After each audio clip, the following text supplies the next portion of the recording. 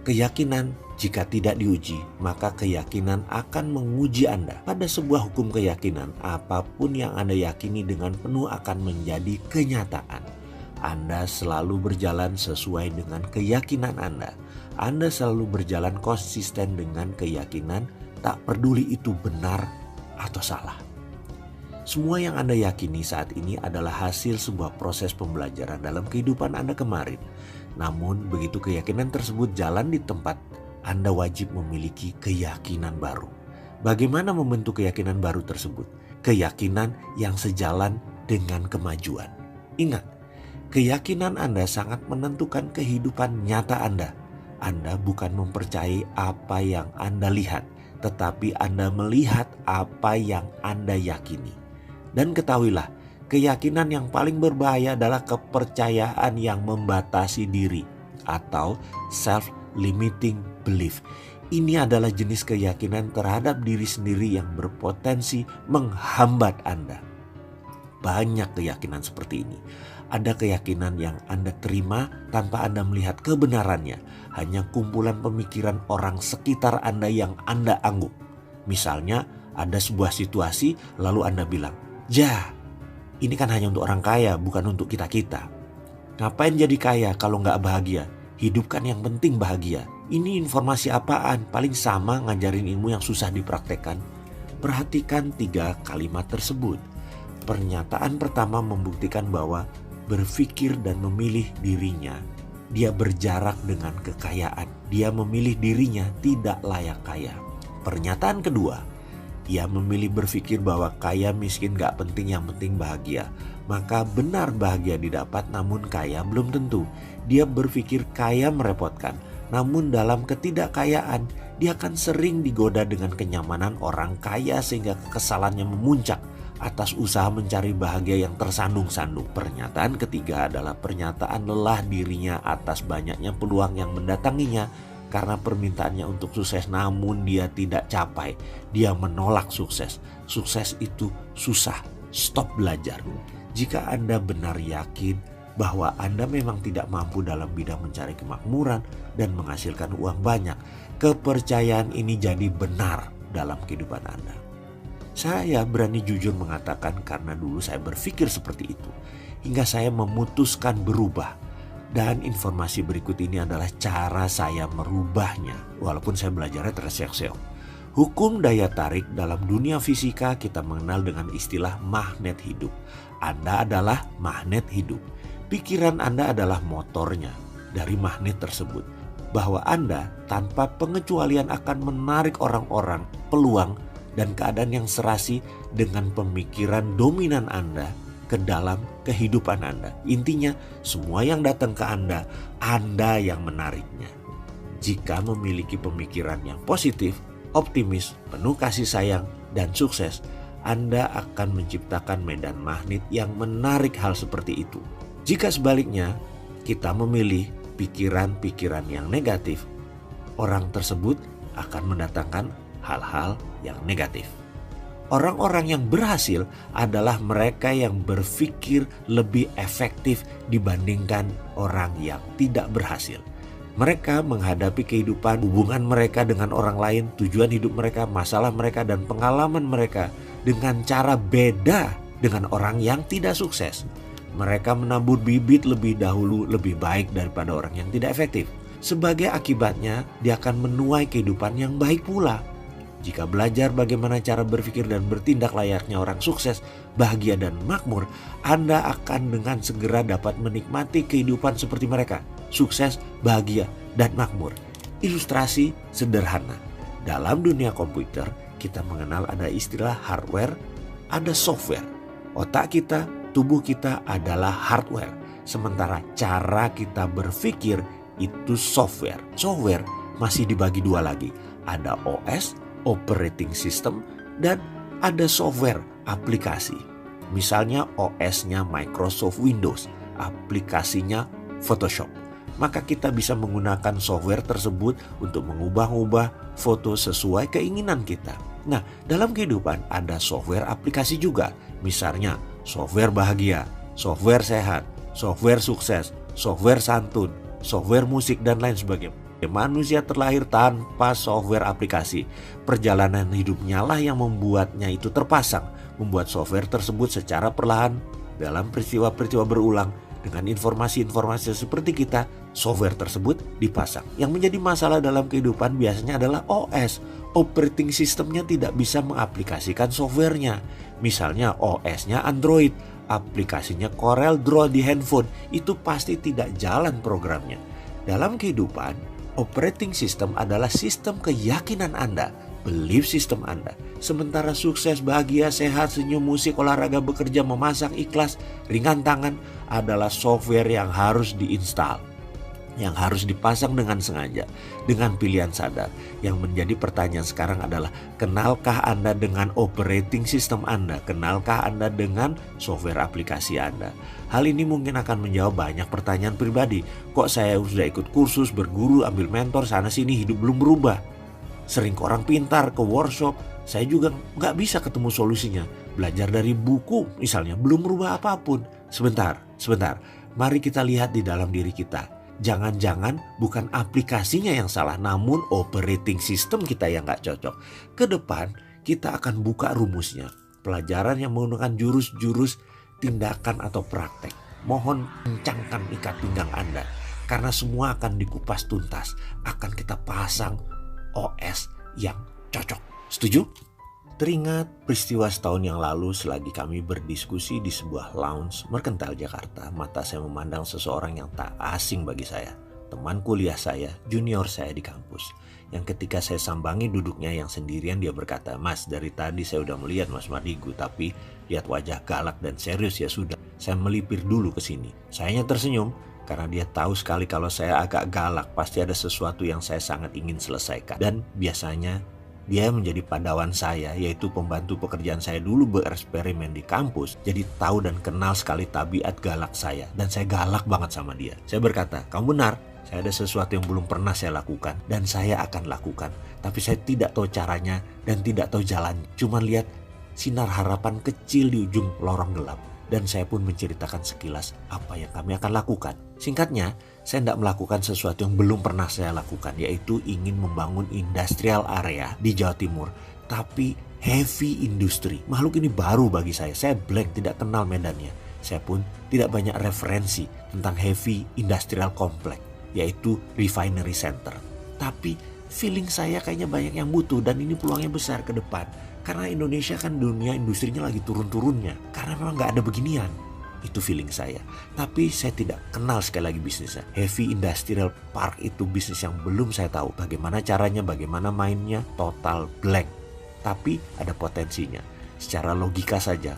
Yang pasti modalnya besar. Perlu profesional yang mengelolanya. Perlu pasar yang kita pelajari lebih dalam lagi. Perlu mitra strategik. Dan ini kemana saya nyarinya. Dan perlu chemistry yang nyambung sama partner. Itu adalah wajib. Itu pemikiran saya. Demikian saya menceritakan sekilas rencana saya dan mendadak saya blank. Saya perlu masukan darinya. Dia menatap saya dengan mata tajam dan berekspresi aneh. "Mas, kenapa kamu? Gak biasanya kamu begitu. Ingat eksperimen dulu yang kita lakukan di kampus. Itu problem solvernya. Kok gak dilakukan sih?" Saya berkerut dan berusaha mengingat apa yang pernah kami lakukan bersama dalam eksperimen kampus. Tapi saya tidak menemukan yang mana di otak saya ini. Folder di otak sudah banyak isi yang berantakan. Jadi saya lupa. "Itu loh Mas, yang di lapangan basket," katanya mencoba membuat saya mengingat, namun tetap saja lupa. Hingga dia menceritakan lebih lengkap. Gini katanya, "Ingat gak yang kita ambil beberapa orang, semua cewek. Cewek-cewek tersebut belum pernah main basket. Lalu kita suruh dia shoot the hoop, masukin bola ke ring basket. Lalu dari 5 bola tidak ada satu pun yang masuk. Lalu kita tutup matanya.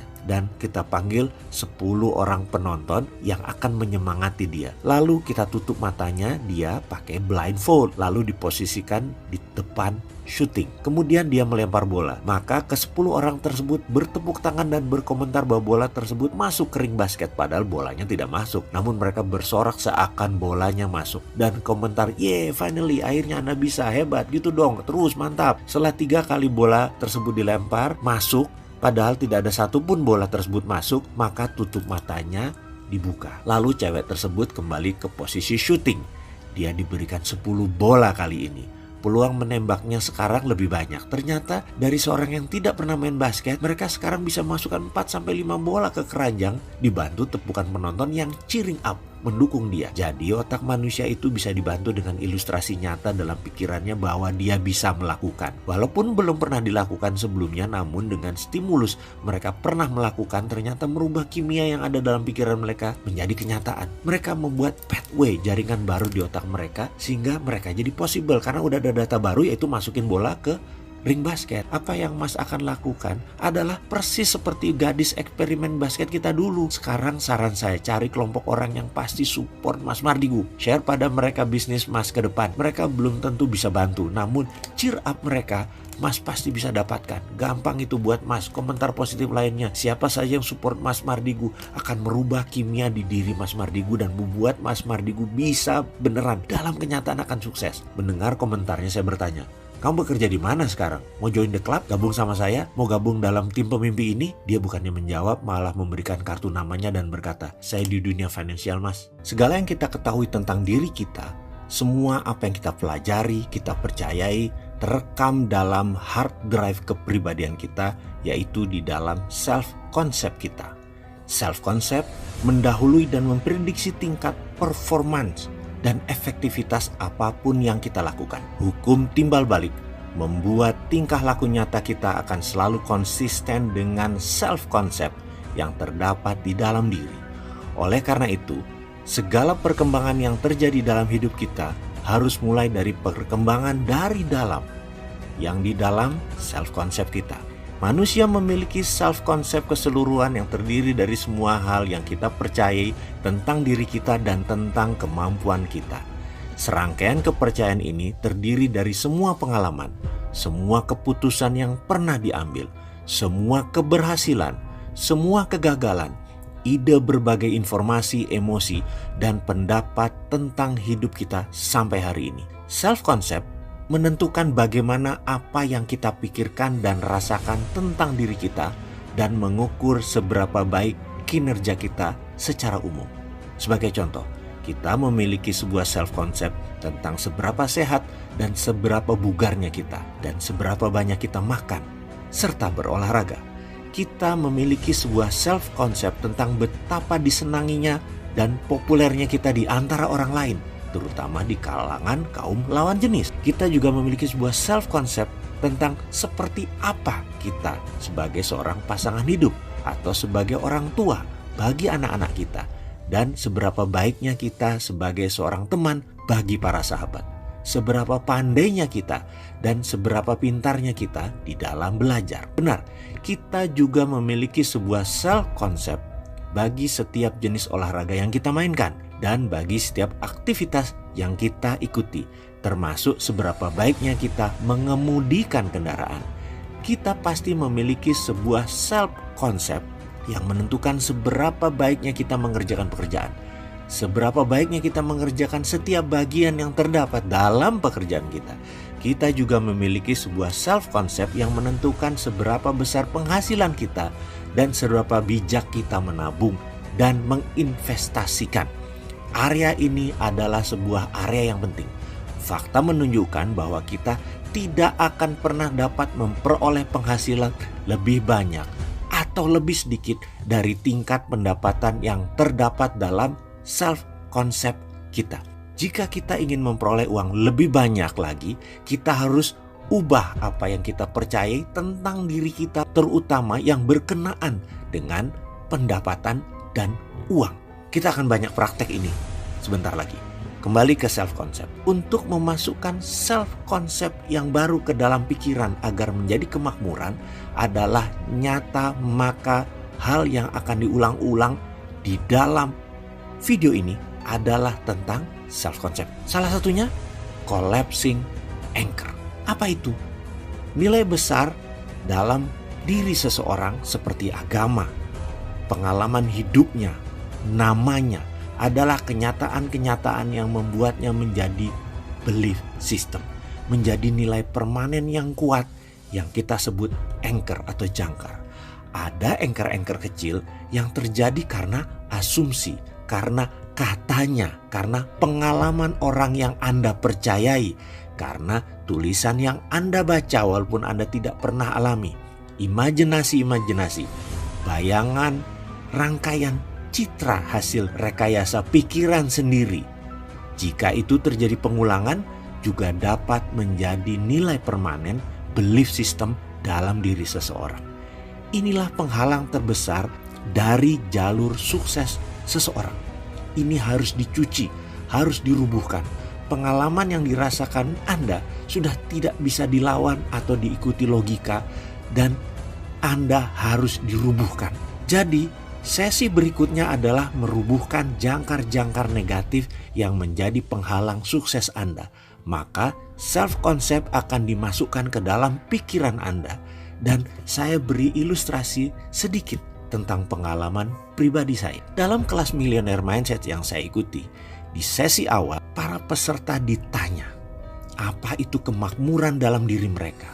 Yaitu kami ditanya satu persatu, berapa besar sih 10 juta Aussie dollar dengan 100 dollar bill? Atau jika 100 dolar dikumpulin, seberapa banyak tumpukan uang tersebut sehingga nilainya 10 juta Aussie dollar? Maka ada yang menjawab setengah ruang kerja, ada yang mengatakan 3 koper, ada yang mengatakan 1 bagasi belakang mobil. Macam-macam ukuran terucap dari peserta dan tidak dijawab dengan serta-merta karena sewaktu break sesi pelajaran tersebut kami dilihatkan ke dalam berangkas milik bank yang kebetulan lokasinya bersebelahan dengan tempat workshop kami. Rupanya panitia telah menyiapkan sarana tersebut. Kami turun ke bawah ke ruang vault, berangkas raksasa tempat uang tunai di bank diletakkan. Sudah disiapkan uang 10 juta dolar Aussie tadi di meja. Kebanyakan peserta terkejut termasuk saya karena uang 10 juta dolar tersebut hanya seukuran koper kecil kayak beauty case, kayak koper make upnya para kaum ibu atau tas yang bisa masuk ke luggage di kapal terbang itu loh. Kecil sekali ukurannya. Ketika sesi pelajaran dimulai maka penekanan peserta adalah masalah tersebut. Fasilitator mengingatkan kami para peserta, kalau bentuk 10 juta dolar tersebut tidak pernah ada dalam pikiran Anda atau tidak pernah ada dalam otak Anda, maka tidak mungkin Anda akan mendapatkannya. Itulah yang dimaksud dengan self-concept. Kalau self-concept itu memiliki size atau ukuran dari 10 juta dolar tersebut, itulah pikiran kemakmuran. Perlu diingat, jika Anda memiliki prosperity conscious bukan nanti membuat Anda menjadi pengusaha, membuat Anda menjadi pebisnis. Tidak sama sekali. Anda tetap mengerjakan apa yang Anda suka. Anda tetap profesional namun bisa kaya, bisa sangat kaya. Dan dasarnya adalah self-concept ini. Bagaimana memasangnya? Kita lanjut setelah video ini. Tingkat pembelajaran manusia mulai dari yang terendah sampai dengan mencapai tingkat competence secara sederhana dapat dibagi menjadi 4 tahapan, yaitu 1. Unconscious incompetence. Nomor 2. Conscious incompetence. Nomor 3, conscious competence. Dan yang terakhir nomor 4, unconscious competence. Sebagai contoh, karena kita berfokus pada kompetensi kemakmuran, maka kita memilih berbisnis. Ketika kita benar-benar belum memahami apa itu bisnis, maka dapat dikatakan kita berada dalam tahapan unconscious incompetence. Ketika kita memahami manfaat dari memiliki uang yang banyak dari bisnis, tapi kita tidak tergerak sedikit pun juga untuk melakukan hal ini, maka kita berada dalam tahapan conscious incompetence. Sadar, tahu, faham, tapi tetap tidak memiliki kompetensi.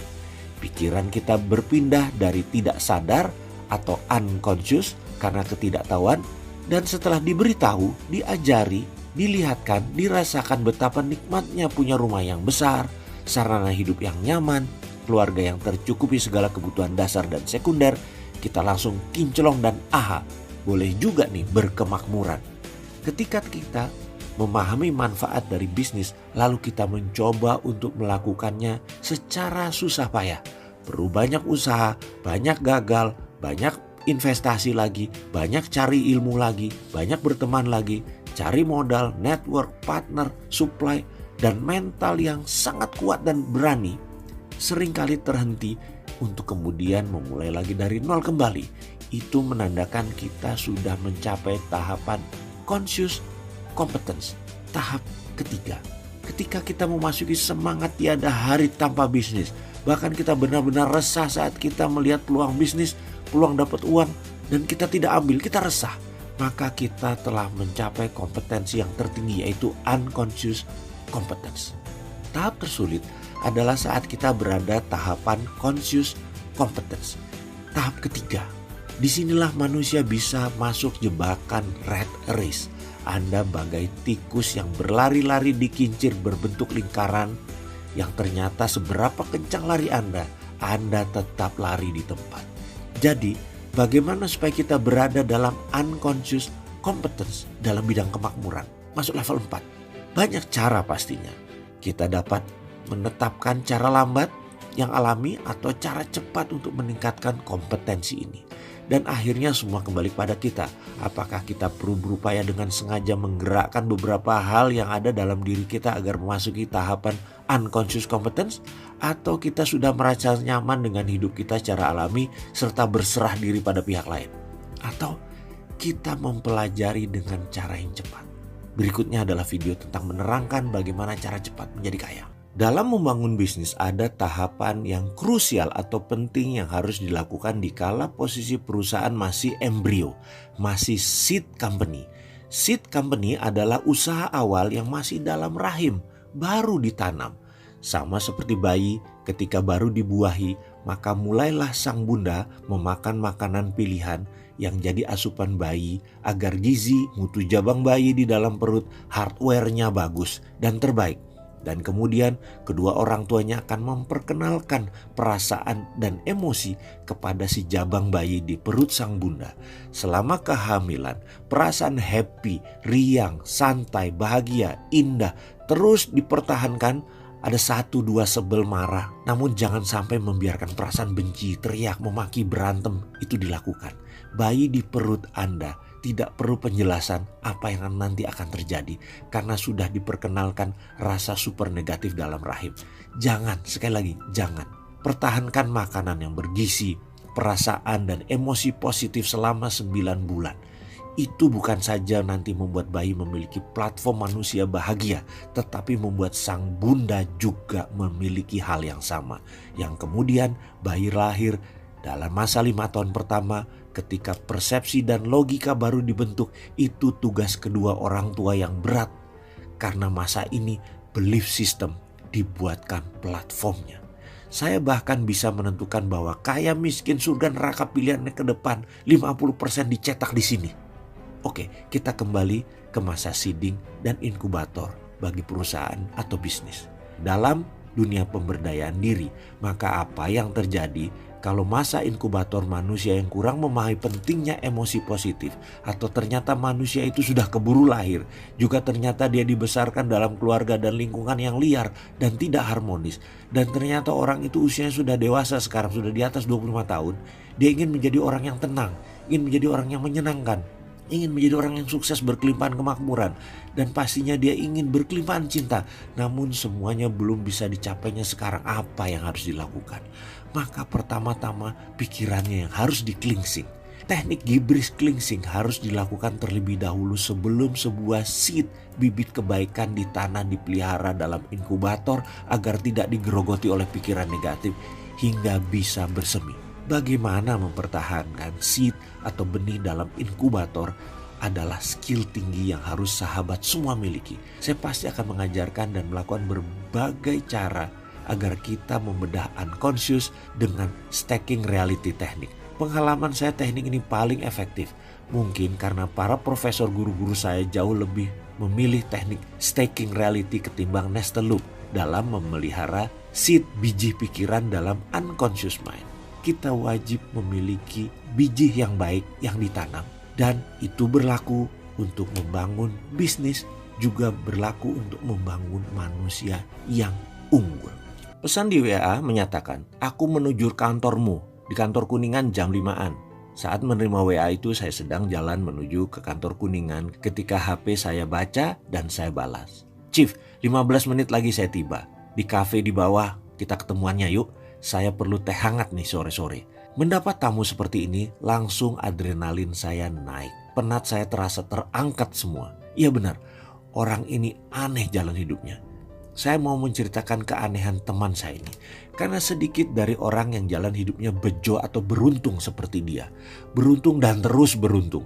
Di dunia belief system yang saya punya, keberuntungan itu man-made. Dan sahabat saya ini mampu menciptakannya dengan sengaja. Bener loh, sedikit di dunia ini orang yang living deliberately, hidup dengan sengaja dan selalu beruntung. Dia sengaja kaya, sengaja sukses, sengaja semuanya mudah, dan sengaja beruntung, sengaja bejo. Dan resepnya yang dia ajarkan juga kurang ajar, sangat nyeleneh menurut saya. Katanya, kalau mau kaya ngumpul sama orang kaya, kalau mau bejo ya kumpul sama orang bejo. Terbukti hidupnya mudah banget sahabat saya ini. Semua yang dia sentuh jadi emas selalu. Anda kalau saya ceritain pasti sebel, kok ada orang seperti begini? Misalnya ya, pengalaman saya 6 bulan yang lalu misalnya. Dia memiliki mobil special edition Porsche Boxster warna merah seharga 3 miliaran. Oke, banyaklah orang kaya yang bisa beli mobil eksotik seperti itu dan gak ada spesialnya. Di hari itu saya ke kantornya di Bilangan Kemang yang diteruskan dengan makan siang. Sebelum makan siang, kami mampir dulu ke bank di Kemang karena saya harus melakukan transaksi. Ditemenin dia turun dari mobil tersebut. Keluar dari bank, ada seorang berdiri di samping mobil Porsche tersebut. Orang tersebut muter-muter di mobil merah tersebut berkali-kali sambil terus melihat ke mobil itu. Orang itu bertanya, "Ini mobil Bapak?" Katanya dia bertanya kepada si Untung. Dia bertanya kepada teman saya memegang kunci mendekati mobilnya yang dijawab iya olehnya. "Dijual nggak Pak?" Orang tersebut bertanya. Teman saya menjawab, "Oh enggak Pak, ini barang koleksi." Katanya sambil tersenyum. Orang itu mukanya serius dan berkata, "Saya tahu harga barunya berapa, tapi saya mau mobil Anda ini Pak. Kalau Bapak sebut 4,5 miliar saya bayar sekarang." Teman saya tanpa panjang lebar berkata, "Ini rekening saya Pak di bank itu.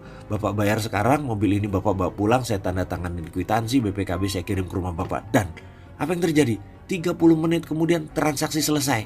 Kemudian kami berdua makan siang pakai taksi hari itu. Saya melongo. Ada ya orang beginian di dunia ini. Karena bukan sekali loh dia bikin untung di depan mata saya, sering. Pernah juga jam Rolexnya ditawar 2 kali harga belinya. Padahal baru di seminggu dia beli. Salah satunya rumahnya di Kemang misalnya. Dapat dari orang yang nyenggol mobilnya lecet lalu ke rumah orang tersebut untuk berdamai. Dan rumah tersebut akhirnya pindah tangan ke si bejo ini. Murah lagi, dijual setengah harga. Karena orang itu mau pindah ke luar negeri. Pokoknya ada aja hal seperti ini yang terjadi dan sering dan selalu untung. Pemuda Batak ini yang hadir di kantor saya, pastinya saya butuh energi dan vibrasi untungnya. Saya lagi butuh banget di charge beginian. Membuang pengaruh pekerjaan rutin saya lainnya yang bikin penat. Saya harus menjauh dulu dari kegaduhan. Gabung sama orang bejo seperti ini.